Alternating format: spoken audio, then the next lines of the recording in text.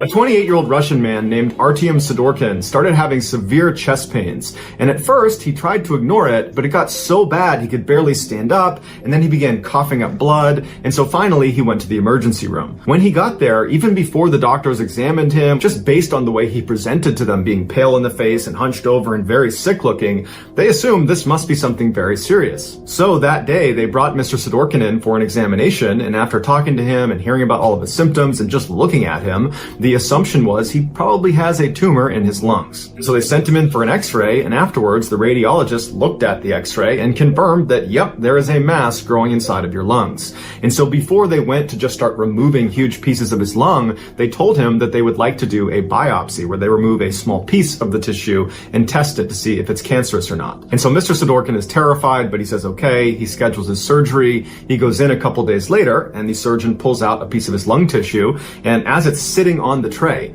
he looks down at the tissue and he realizes there is something hidden inside of the tissue, as if the tissue was like an envelope holding something inside of it.